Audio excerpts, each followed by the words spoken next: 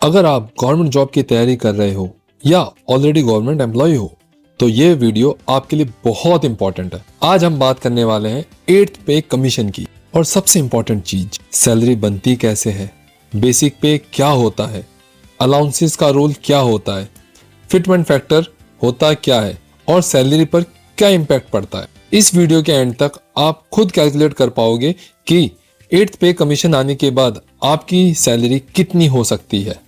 सबसे पहले एक सिंपल बात समझ लो, गवर्नमेंट एम्प्लॉय की सैलरी सिर्फ एक नंबर नहीं होती। Salary equal to basic pay plus allowances. Basic पे क्या होता है? ये सैलरी का बेस होता है। पे लेवल एंड पे मैट्रिक्स के अकॉर्डिंग होता है। सारे अलाउंसेस बेसिक पे पर ही कैलकुलेट होते हैं।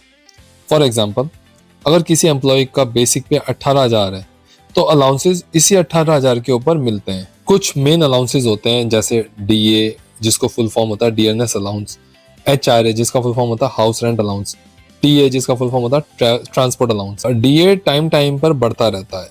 एचआरए सिटी के हिसाब से होता है, एक्स सिटी वाई सिटी आपने सुना होगा सबने। टीए पोस्ट एंड लोकेशन पर डिपेंड करता है। इंपॉर्टेंट बात यह है, जितना ज्यादा बेसिक पे होगा उतना ज्यादा डीए और एचआरए।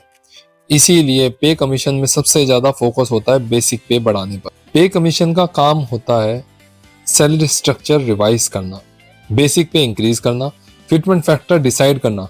7th पे कमीशन में फिटमेंट फैक्टर 2.57 था। इसी फिटमेंट फैक्टर से पुरानी बेसिक पे को मल्टीप्लाई किया गया, नई बेसिक पे निकल गई। अब बात करते हैं 8th पे कमीशन की। अभी ऑफिशियली अनाउंस नहीं हुआ है लेकिन डिस्कशंस चल रहे हैं regarding new fitment factor. Experts और रिपोर्ट्स के अकॉर्डिंग 3 पॉसिबल फिटमेंट फैक्टर्स की बात हो रही है। जिस नंबर 1 पे चल रहा है 2.86, नंबर 2 पे चल रहा है 3.00 एंड नंबर 3 पे चल रहा है 3.68। अब इन तीनों को एग्जांपल के साथ नीचे समझते हैं। अगर हम एग्जांपल 1 लेते हैं और फिटमेंट फैक्टर लेते हैं 2.86।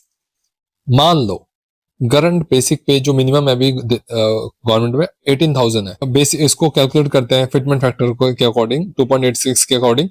तो कैलकुलेशन करने पर 18,000 इंटू में 2.86 इक्वल टू 51,480 न्यू बेसिक पे बन जाएगी, जो अराउंड होगा 51,500 समथिंग। अब जो भी डीए, एचआरए और जो भी अलाउंसेस है, जैसे आपका टीए हो गया, वो सारा का सारा न्यू बेसिक पे पर मिलेगा और ओवरऑल सैलरी काफी इंप्रूव हो जाएगी।